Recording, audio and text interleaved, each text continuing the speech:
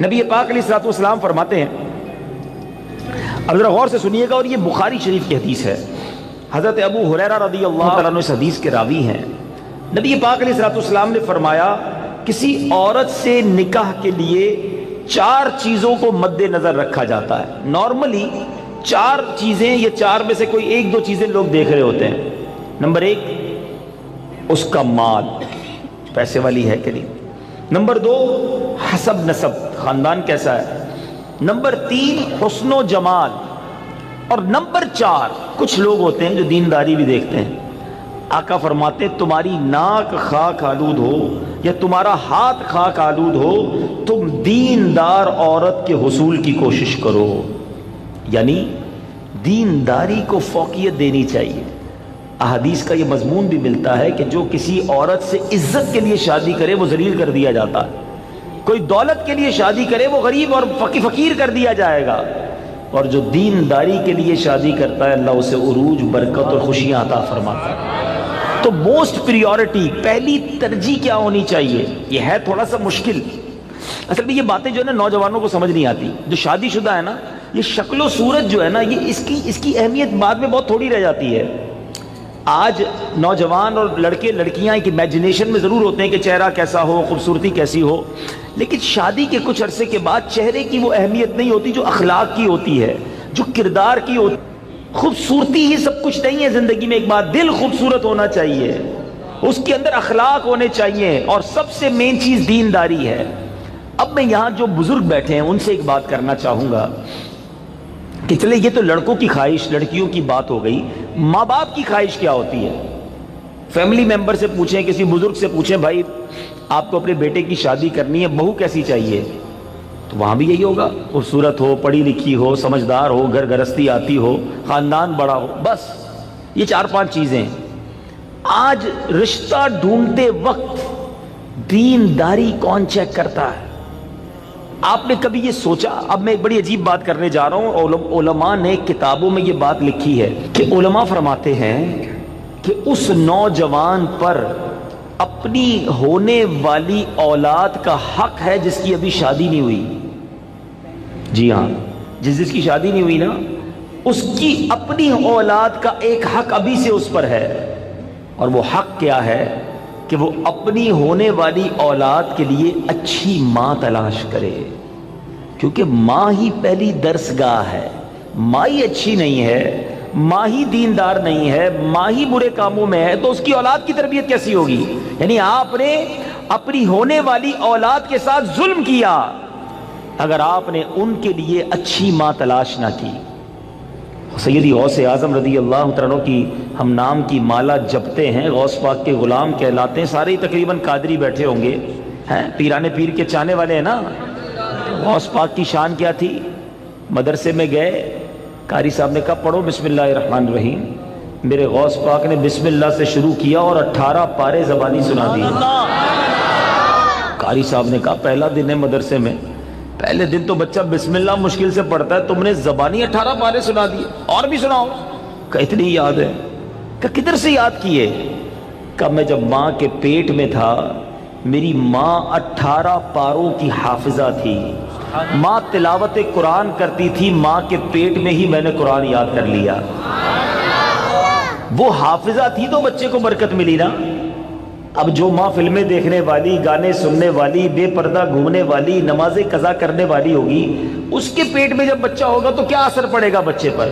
خاتون جنت be be Fatima, نبی پاک علیہ الصلوۃ والسلام کی شہزادی نے حسنین کریمین کو کیسے پالا ہے؟ یہ جنت کے پھول ایسے ہی نہیں ہیں۔ بی بی فاطمہ جب جھولا جھلاتی تھی تو قرآن کی آیتیں پڑھا کرتی تھی، بچپن سے قرآن سنا ہے حسنین کریمین کے کانوں نے۔ ہمارے بچے کیا سنیں گے اگر ماں دیندار نہ ہوئی؟ صرف خوبصورتی، صرف پیسہ، صرف جہیز۔ نہ کریں ایسا، وہ بچے بھی نہ کریں ایسا، اور ان کے ماں باپ بھی نہ کریں ایسا۔ سب سے پہلی چیز رشتہ کرنے سے پہلے جو دیکھنی ہے وہ اس کا عقیدہ دیکھو، اس کے ایمان کیسا ہے۔ بہت زبردست خوبصورت بھی ہے، پیسہ بھی ہے، جہیز بھی لائے گی، مگر اللہ رسول کے بارے میں عقیدہ اچھا نہیں ہے، اولیاء کے بارے میں کچھ اور سوچتی ہے، غوث پاک کی 11ویں منانے کو شرک سمجھتی ہے، اگر ایسی عورت ہے جو میلاد منانے کو جناب بدعت سمجھتی ہے، اگر ایسی عورت تمہارے گھر میں آ گئی جو صحابہ کرام یا اہل بیت اطہار کے بارے میں برے خیالات رکھتی ہے، بتاؤ نا کس کام کا اس کا پیسہ، کس کام کی اس کی خوبصورتی جو میرے پورے گھر کے عقیدے کو برباد کر کے رکھ دے۔ اس باپ پر تف ہے اور اس نوجوان پر بھی تف ہے کہ جس نے شادی کرتے وقت یہ نہ دیکھا کہ میری ہونے والی جو بیوی ہے اس کا عقیدہ کیا ہے، اور پھر نماز پڑھتی ہے کہ نہیں، پردہ کرتی ہے کہ نہیں۔ ارے اگر بے نمازی اور بے پردہ عورت تمہارے گھر میں آتی ہے تو وہ کیا بچے کی تربیت کرے گی اور تمہارے آئندہ آنے والی نسلوں کا کیا ہوگا؟ اور اسی طرح جو میری بہنیں مجھے سن رہی ہیں اور وہ مائیں جو مجھے سن رہی ہیں، وہ والد جو مجھے سن رہے ہیں کہ جو اپنی بچیوں کے لیے رشتہ تلاش کر رہے ہیں، کیا دیکھتے ہیں؟ بچہ دکھتا کیسا ہے؟ ارے بھائی دکھنے میں کمزور ہوگا پھر بھی چلے گا، پیسے کتنے کماتا یہ بتاؤ، ہیں؟ خاندان کیسا ہے؟ اچھا پھر ہم 2-3 برائیاں چیک کرتے ہیں، یہ بھی بڑا عجیب معاملہ ہے۔ کیا چیک کرتے ہیں؟ شراب تو نہیں پیتا، جوا تو نہیں کھیلتا، نشہ تو نہیں کرتا، بس یہ 2-3 برائیاں ہی چیک کرنی ہے۔ یقیناً شراب پینا حرام ہے، جوا کھیلنا حرام ہے، نشہ کرنا اچھا نہیں ہے، لیکن نماز نہ پڑھنا کوئی گناہ نہیں ہے، سب سے بڑا گناہ ہے۔ اچھا پھر یہ تینوں چیزیں پتہ ہے کیوں چیک کرتے ہیں ہم؟ اپنے دل سے پوچھو، گناہ ہے اس لیے یا لوگوں کو برا لگتا ہے اس لیے؟ خاندان کا نام خراب ہو جائے گا نا، کسی نشئی کو داماد بنا لیا، کسی شرابی کو داماد بنا لیا، اپنی بیٹی کسی جواری کے ہاتھ میں دے دی، لوگ کیا کہیں گے؟ اس لیے اللہ ناراض ہوگا اس کی فکر نہیں۔ اگر اس کی فکر ہوتی تو پہلے یہ چیک کرتے اس کا عقیدہ کیا ہے۔ ایسا بھی ہوا ہے، ہم نے دیکھا ہے کہ اپنے باپ نے اپنی بیٹی کو پردہ کرایا ساری زندگی، اولیاء کرام صحابہ کی محبت گھر میں تھی، اور ایسی جگہ بیٹی بیاہ دی کہ شادی ہونے کے بعد سسرال والوں نے کہا کہ پردہ ختم کرو، ہمیں پردہ اچھا نہیں لگتا، اور خبردار آئندہ اولیاء کرام کا نام لیا۔ اب باپ سر پکڑ کے روتا ہے، پتہ نہیں اپنی بیٹی کدھر دے دی۔ اب خیال آیا تمہیں، پہلے نہیں سوچنا تھا؟ رشتے میں سب سے پہلے عقیدہ ہے، مگر جو کسی کا آقا ہو اس کی تربیت ایسی کی جا رہی ہے تو مجھے بتائیے آج کا ملازم ہمارا غلام تو نہیں ہے نا؟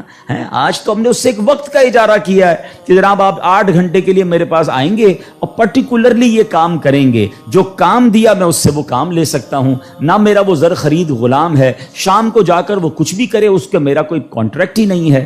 مگر اس کے باوجود جو آج ملازمین کے ساتھ سلوک کیا جاتا ہے، غلام کے ساتھ اچھا سلوک کرنے کا اسلام درس دیتا ہے، تو ملازمین کے ساتھ تو اس سے بڑھ کر اچھا سلوک کرنا ہوگا نا، کیونکہ وہ تو غلام بھی نہیں ہے۔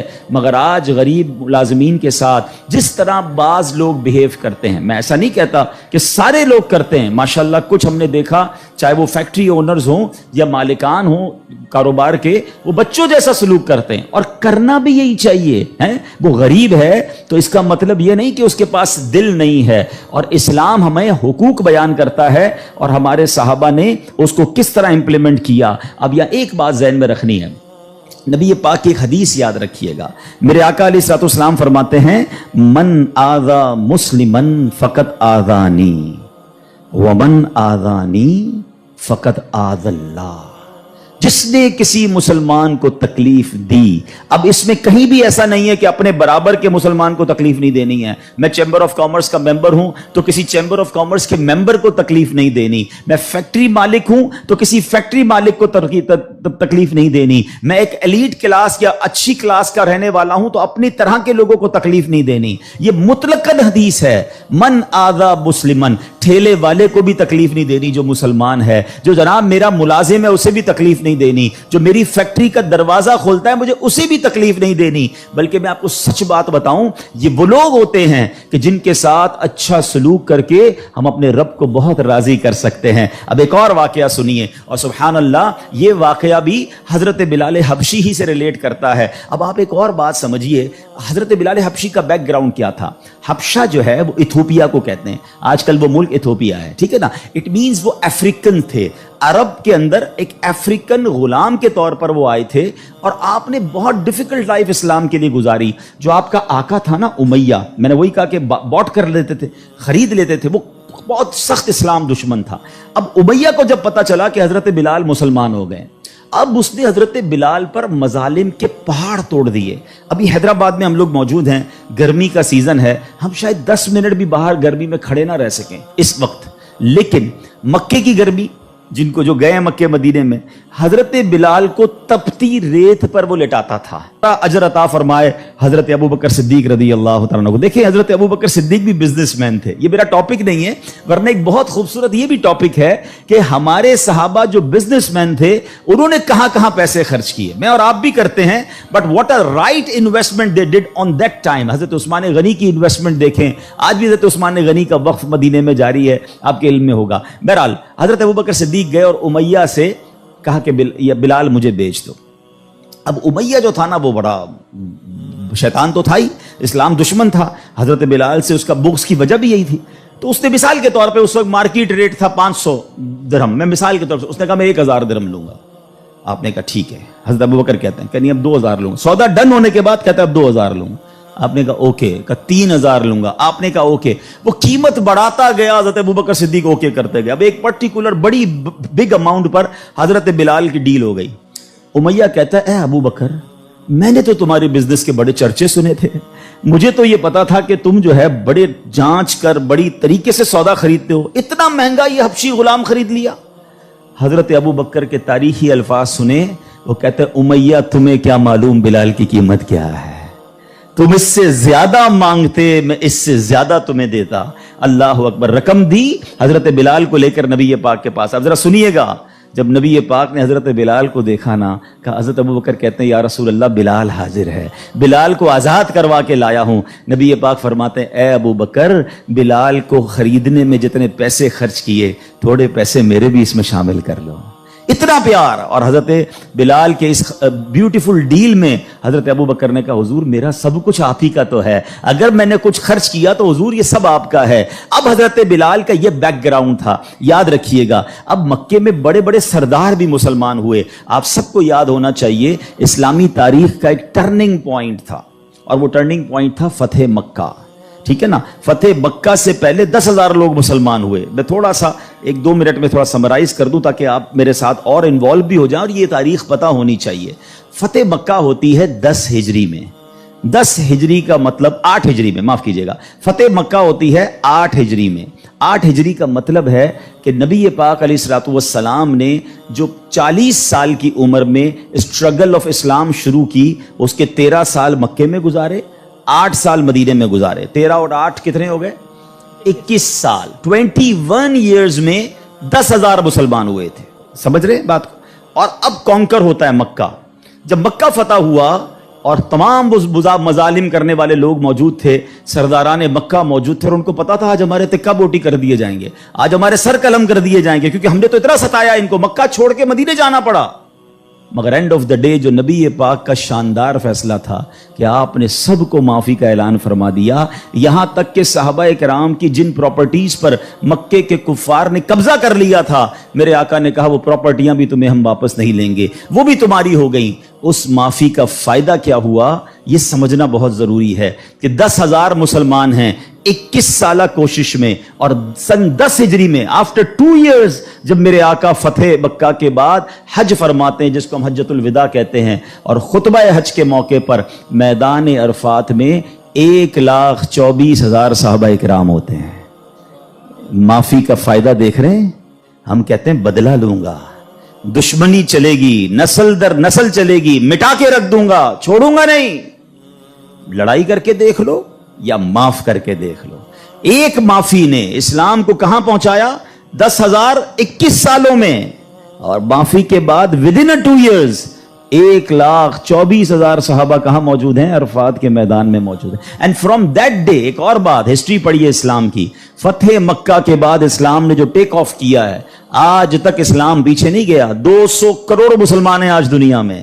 یہ فیضان ہے فتح مکہ کے اس اعلان کا, لا تثریب علیکم اليوم, آج تم سب آزاد ہو, تم سے کوئی سوال نہیں ہوگا. اور اس کے بعد سے اسلام کو جو عروج ملا. لیکن بھائی تربیت کا ٹائم تھا نا, جب یہ فتح مکہ ہو گیا نا, تو پیارے آقا علیہ الصلوۃ والسلام نے اب مکے کی چابی, کعبے کی چابی ملی, اور اب کعبے کی چھت پہ اذان دینی تھی. یعنی ایک طرح سے یہ ایک وکٹری کا اعلان تھا. تو نبی پاک نے کس کو کہا؟ حضرت بلال کو کہا کہ بلال جاؤ اور کعبے کی چھت پہ اذان دو۔ اب جو سرداران مکہ تھے نا وہ کہتے ہیں یار ہم اتنے بڑے بڑے سردار، اتنی بڑی فیملی سے تعلق رکھنے والے ہیں، اتنا پیسہ ہمارے پاس، اتنے بڑے قبیلے کے سربراہ، اور آج اتنے عظیم موقع پر جو فتح مکہ کے بعد اذان دینے کا موقع، وہ بھی کعبے کی چھت پر، وہ کس کو دیا جا رہا ہے؟ ایک حبشی غلام کو۔ اللہ اکبر، یہ خبر نبی پاک تک پہنچ گئی کہ کچھ لوگ بے چین ہیں، کچھ لوگوں کو یہ برا لگ رہا ہے کہ بلال کو یہ موقع کیوں ملا، ہم بڑے خاندان والے، ہم پیسے والے۔ پیارے آقا علیہ الصلوۃ والسلام نے ان کو بلایا، پہلے تو نبی پاک نے سوال کیا کہ کیا آپ لوگ ایسی باتیں کر رہے تھے؟ کہ جی حضور کر رہے تھے۔ اب نبی پاک نے کیا فرمایا؟ نبی پاک کی گفتگو سے پہلے قرآن کی آیت نازل ہوتی ہے اور رہتی دنیا کے لیے ایک اصول بیان ہو گیا۔ اب یہ اصول مجھے اور آپ کو یاد رکھنا ہے۔ اللہ کریم قرآن میں ارشاد فرماتا انا اکرمکم عند اللہ اتقاکم، فرمایا بے شک اللہ کے یہاں تم میں زیادہ عزت والا وہ ہے جو تم میں زیادہ پرہیزگار ہے۔ یہ وہ فارمولہ ہے جو مجھے یاد رکھنا ہے۔ پیسے والا زیادہ عزت والا نہیں ہے، جناب میں فلاں چیمبر کا صدر تو وزیر نائب صدر تو فلاں علاقے کا ہیڈ تو جناب قومی اسمبلی کا ممبر تو منسٹر یا جناب مل اونر، نہیں، فلاں خاندان میرے سر نیم میں یہ نیم لگتا ہے جس کی وجہ سے میرا بہت بڑا خاندان ہے۔ قرآن نے فیصلہ کر دیا ہے ان اکرمکم عند اللہ اتقاکم، اللہ کے نزدیک عزت والا وہ ہے جو زیادہ پرہیزگار ہے۔ وہ میرا ملازم بھی ہو سکتا ہے، وہ میرا خان سما بھی ہو سکتا ہے، وہ میرا غریب رشتہ دار بھی ہو سکتا ہے، وہ باہر ٹھیلا لگانے والا بھی ہو سکتا ہے، اگر وہ اللہ کی بارگاہ میں پرہیزگار ہے وہ سب سے زیادہ، ہم سب سے زیادہ عزت والا ہے۔ اور یہی اسلام کا حسن ہے۔ اچھا مزے کی بات یہ ہے، ایک طرف تو یہ حسن ہم پریکٹیکلی بھی پریکٹس کرتے ہیں۔ مثال کے طور پہ بعض اوقات آفس میں نماز کا ٹائم ہو گیا اور ہمارے کسی ملازم میں کوئی باشرہ ہے یا حافظ صاحب ہے یا اچھا تلاوت کرنے والا ہے، ہم اس کو کہتے ہیں حضرت آپ نماز پڑھا دیں۔ بالکل اچھی بات، یہ تو اعلان ہے نا کہ بھائی آپ سیٹ ہیں، آپ پیچھے ہیں، اور امامت کون کر رہا ہے؟ ایک نارمل سا انسان ہے، لیکن وہ عبادت گزار ہے، اس کو قرآن آتا ہے، مگر صرف نماز کی حد تک۔ امام صاحب نے نماز پڑھا دی، پھر جا کر اس سے وہی انداز اختیار کرنا ہے جو عام ملازمین سے کرنا ہے؟ نہیں، یہ فارمولہ ہمیں اسلام سکھا رہا ہے۔ تو یہاں میرا جو آج ٹاپک ہے کہ سیٹ اور ملازم میں فرق، یہ ہمیں نہیں کرنا ہے۔ ٹھیک ہے، کاروبار ہے، آپ اس سے کام لیں، آپ اس سے اجرت پر کام لے رہے، مگر آپ نے اس سے خریدا نہیں ہے، اور اگر خرید بھی لیا ہے تو اس کے اوپر زیادتی کی اجازت نہیں ہے۔ مگر آج چونکہ غریب لوگ ہیں، بیچاروں کو جاب ملتی نہیں، تو جو منہ میں آیا کہہ دیتے ہیں، جس طرح ڈانٹنا ہے ڈانٹ دیتے ہیں، اور بعض اوقات تو گالیاں نکالتے ہیں۔ مجھے یاد ہے ایک صاحب مجھے ملے اور مجھے جو ہے وہ میں نے پوچھا، ایسے تھوڑا سا کلوز تھے کہ یار آپ کی سیلری کتنی ہے؟ اب یہ تھوڑی چند سالوں پرانی بات ہے۔ He is not that much professional, normal سا انسان تھا، منشی ٹائپ کے جیسے ہوتے ہیں نا۔ تو کہتے 80,000 تنخواہ ہے۔ میں نے کہا ماشاءاللہ تنخواہ تو اچھی ہے۔ تو کہتے ہیں 40,000 کام کے ہیں، 40,000 گالیوں کے ہیں۔ تو میں حیران ہو گیا، کہتا صبح سے شام گالیاں سنتا ہوں بھی بھائی، کیا کروں، غریب آدمی ہوں، پیسے اچھے ملتے ہیں اس لیے چھوڑ نہیں سکتا۔ اب میں نے سوچا کہ وہ جو مالک ہے، وہ جو سیٹ ہے، وہ قیامت کے دن کیا جواب دے گا؟ کیا پیسے دے کر گالی دینے کی تمہیں اجازت مل گئی ہے؟ کیا ذلیل کرنے کی اجازت مل گئی؟ ایسا نہ کریں پلیز۔ ہمارا اسلام ہمیں بہت خوبصورت مساوات کا درس دیتا ہے، اور غریب لوگ تو زیادہ ڈیزرو کرتے ہیں انہیں پیار کرنے کا۔ نبی پاک علیہ الصلوۃ والسلام کو، اب میرے آقا کا انداز دیکھیے گا، صحابہ بھی تو غریب تھے نا۔ اب صحابہ میں ایک بہت بڑی تعداد تھی جو اصحاب صفہ کے تھے۔ اصحاب صفہ آپ گئے ہوں گے مدینہ شریف، اللہ بار بار ہم سب کو حاضری عطا فرمائے۔ وہاں ایک بینچ، ایک چبوترا بنا ہوا۔ یہ جو اصحاب صفہ تھے نا، یاد رکھیے گا، یہ اپروکسیمیٹلی 70 کے قریب ہوتے تھے، ان کی تعداد پلس مائنس ہوتی تھی۔ ان میں بہت بڑا نام حضرت ابو ہریرہ رضی اللہ تعالیٰ عنہ کا بھی ہے۔ یہ صحابہ اتنے غریب تھے کہ ان کے پاس گھر نہیں ہوتا تھا، ان کے پاس پہننے کے لیے پورے کپڑے بھی نہیں ہوتے تھے، ایک لباس، ایک چادر پہن کے بعض اوقات بیٹھے ہوتے، مگر شوق کیا تھا کہ علم دین سیکھنا ہے، نبی پاک علیہ الصلوۃ والسلام سے تربیت لینی ہے۔ تو کھانا بھی پیارے آقا انہیں بھجوا دیتے، اور نبی پاک ان کے ساتھ رہتے تھے۔ اب ذرا یاد رکھیے گا، صحابہ کرام کچھ تھے جو مزدوری کا کام کرتے تھے۔ ہمارے ساتھ بھی کبھی کبھی ہوتا ہے کہ یار کوئی محنت مزدوری والا آئے تو اس کے کپڑوں سے اسمیل آتی ہے، کپڑے پرانے ہوتے ہیں، بدبو آ رہی ہوتی ہے، ہم اس سے دور ہو جاتے ہیں۔ اب کیا ہوا کہ نبی پاک علیہ الصلوۃ والسلام کے پاس کچھ ایسے لوگ آ کر بیٹھنا شروع ہوئے جب پیارے آقا اللہ کا ذکر کر رہے ہوتے تھے کہ بال بکھرے ہوتے تھے، پہننے کے لیے ایک کپڑا ہوتا تھا اور ان کی اسمیل بھی آتی تھی، کپڑوں سے مہک بھی آتی تھی. تو نبی پاک علیہ السلام نے فرمایا الحمدللہ الذی جعل فی امتی من امری ان اصبر نفسی معہم، سب تعریف اللہ پاک کے لیے ہیں جس نے میری امت میں ایسے لوگ پیدا فرمائے جن کے ساتھ اپنی جان مانوس رکھنے کا مجھے حکم دیا گیا ہے. اور یہ حکم اللہ نے قرآن مجید فرقان حمید میں دیا، وَاصْبِرْ نَفْسَكَ مَعَ الَّذِينَ يَدْعُونَ رَبَّهُمْ بِالْغَدَاةِ وَالْعَشِيِّ يُرِيدُونَ وَجْهَهُ، اور اپنی جان کو ان لوگوں کے ساتھ مانوس رکھ جو صبح و شام اپنے رب کو پکارتے ہیں، اس کی رضا چاہتے ہیں، غریب ہیں مگر نیک ہیں، اللہ کی رضا چاہتے ہیں، ذکر الہی کرتے ہیں. آقا فرماتے نبی پاک ان مزدوروں کے ساتھ بیٹھ جایا کرتے تھے. اور آج بعض اوقات ہم اپنے ساتھ ایسے لوگوں کو بٹھانا پسند نہیں کرتے، بہت معذرت کے ساتھ. یہ تکبر کی نشانی ہے. تکبر کہتے ہی تو اسی کو ہے نا کہ اپنے سے کسی کو ذلیل سمجھنا. اور try to understand the severity of proud. یہ جو تکبر ہے نا، یہ اتنا خطرناک گناہ ہے کہ سب سے پہلے تو یہ سمجھیے کہ کائنات میں سب سے پہلا گناہ کیا ہوا تھا؟ تکبر ہوا تھا اور حسد ہوا تھا. یہ اتنے پرانے گناہ شیطان نے کیا تھا. شیطان کوئی پہلے سے ہی اللہ کا نافرمان نہیں تھا. 40,000 سال اس نے عبادت کی، جنت کا خزانچی تھا، فرشتوں کا استاد تھا، معلم الملکوت تھا. once in a lifetime he did proud. ایک بار تکبر کیا، حضرت آدم کو سجدہ کرنے سے انکار کیا نا. جملہ کیا تھا اس کا؟ قرآن میں موجود ہے نا، انا خیر من، اے اللہ میں اس سے بہتر ہوں. خلقتنی من نار وخلقتہ من طین، تو نے مجھے آگ سے بنایا اور اس کو مٹی سے بنایا، میں تو اس سے بہتر ہوں. Actually this is the definition of تکبر. یہی تعریف